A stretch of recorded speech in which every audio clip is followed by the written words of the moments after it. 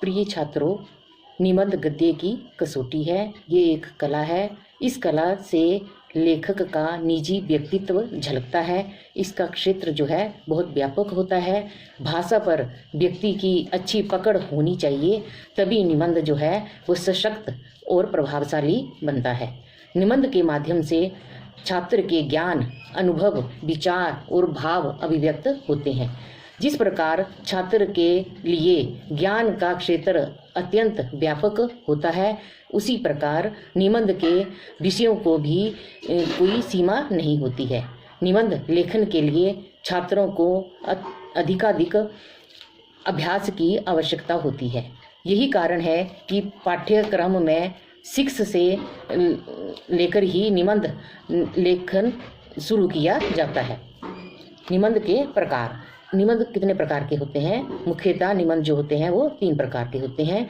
Number 1, विचार प्रधान निबंध, मतलब विचारों पर हमारे हाव भाव विचारों पर जो होते हैं निबंध, जैसे इस प्रकार के निबंध आते हैं। इसके अंतर्गत क्या आता है? धर्म, राजनीति, घटनाओं, ज्ञान, दर्शन तथा समस्या आदि पर निबंध लिखे जाते हैं। दूसरा है वर्णन प्रधान निबंध, मतलब वर्णन करना, उसको वर्णित करना। इस प्रकार के निबंध जैसे मुख्य रूप से वस्तु, स्थान, मेले, प्रकृति, दृश्य तथा त्योहारों आदि का वर्णन इसमें किया जाता है।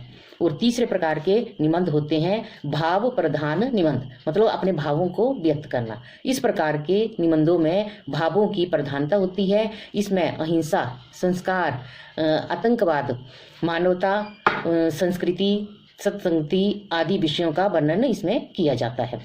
अब निबंध के अंग क्या क्या हैं? अंग का मतलब हमें मुख्य पॉइंट क्या क्या लिखने हैं। तो निबंध में हमें सबसे पहले भूमिका लिखनी होती है, और भूमिका को बहुत आकर्षक रूप में लिखना चाहिए। दूसरा है विषय वस्तु। विषय वस्तु का मतलब है जिस विषय पे आप लिख रहे हो वो भी आपका आकर्षक होना चाहिए, उस पर आपकी पूरी पकड़ होनी चाहिए। आगे है विषय विस्तार, और उस जो आप बात को बताना चाहते हैं वो विस्तार पूर्वक से आपको वर्णन करनी होगी।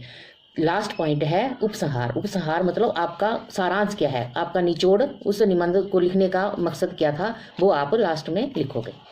आगे है आदर्श निबंध की विशेषताएं क्या क्या है, मतलब कैसा होना चाहिए निबंध।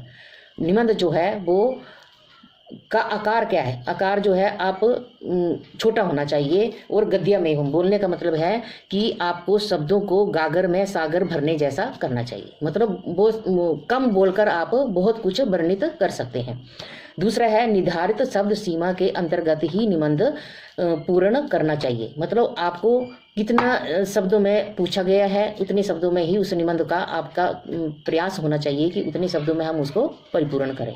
तीसरा और महत्वपूर्ण विषय है कि आपको निबंध लिखते समय विराम चिन्हों का विशेषकर उसमें ध्यान रखना चाहिए कि कहाँ पर हमें अल्प विराम लगाना है, कहाँ हमें थोड़ा रुकना है, और कहाँ हमें जिस प्रकार का भी आएगा घटनाक्रम उस प्रकार हमें विराम चिन्हों का उसमें प्रयोग करना है।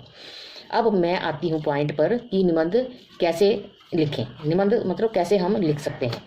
निबंध लेखन जो है अभ्यास से आसान बनता है। जितना आप अभ्यास करते जाओगे वो आपका अभ्यास जो है लिखने से निबंध जो है वो परिपूर्ण होता जाएगा। किसी भी विषय पर निबंध लिखने से पूर्व उस पर स्वयं चिंतन मनन अवश्य।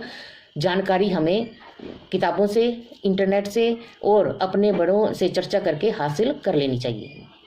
ध्यान में रखें कि दिए हुए विषय बिंदु पर अपनी समझ अनुसार कुछ ना कुछ आप लिखें, सोचें और कुछ और जोड़ें, मतलब अपने आप में कैपेसिटी होनी चाहिए कि आप कुछ शब्दावली अपने आप से ही निकालें, अपने अंदर से निकालें। जब आपकी लेखन कार्य संपन्न हो जाए तो पढ़ें, उस निबंध को पढ़ें, वो व्याकरण संबंधी जो भी उसमें अशुद्धियाँ हो जाती हैं उसको आप सुधारें। फिर उसे गृह कार्य हेतु सुंदर लिखावट में लिखें। रटने की आदत मैं बताती हूँ कि ये ठीक नहीं है। रटने की आदत हमारी ठीक वैसी ही होती है जिस प्रकार से हम जैसे किसी मोबाइल में गाड़ी चलाने की गेम, और वही आदत हमें हमारी लेखन कला में सबसे बड़ी बाधक होती है। क्या है कि जैसे हम खुद कोई कार्य नहीं कर रहे, मतलब हम ऑटोमेटिकली उस काम को करवा रहे हैं, वैसा नहीं। रटने की कला हमें ये छोड़नी चाहिए, उसको समझना है और समझकर लिखना है। आप लेखन प्रयास कर धीरे धीरे, मतलब जितना आप अभ्यास करेंगे लिखने का, धीरे धीरे क्या हमारे सुझावों से आपकी लेखन कला जो है वो जरूर विकसित होगी और क्या है आसान बनती जाएगी और आपकी लिखने की कला में आसानी आपको महसूस होती जाएगी। निबंध का अभ्यास जो है आरंभ करना और अंत करना कैसा होना चाहिए कि बहुत ही आकर्षक होना चाहिए। आपकी पहली पंक्ति से ही जो पढ़ने वाला है, निबंध को पढ़ने वाला है, एग्जामिनर है, जो भी है, तो वो क्या है अंदाजा लगा सकता है कि छात्र का लेखन कार्य का लिखने का जो उसका स्तर है वो कैसा है। उसकी प्रथम पंक्ति और लास्ट पंक्तियों से ही उसे ज्ञान हो जाता है।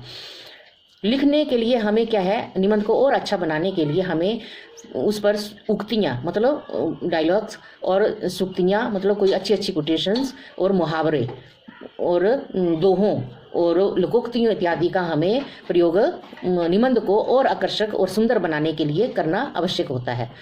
आगे उदाहरण स्वरूप जैसे मैं आपको मेरे सपनों का भारत निबंध दे रही हूँ।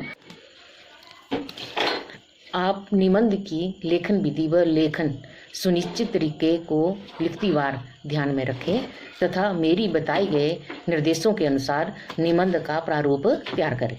पढ़ें, अशुद्धियों को ठीक करें, जैसे अल्प विराम, पूर्ण विराम, अनुस्वार की अशुद्धियाँ व जिन शब्दों पर भ्रम है उन्हें शब्दकोश मतलब डिक्शनरी जो है वहाँ से आप देखें और स्वयं 2-3 बार पढ़ें और अंत में सुंदर लिखावट में गृह कार्य पूर्ण करें।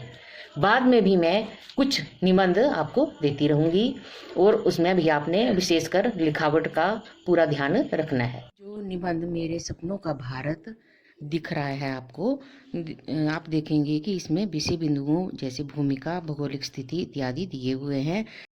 ये निबंध का दूसरा पन्ना है, तो हो सकता है इसकी विजिबिलिटी आपको क्लियर ना हो तो मैं इसकी इमेज आपको भेज दूंगी।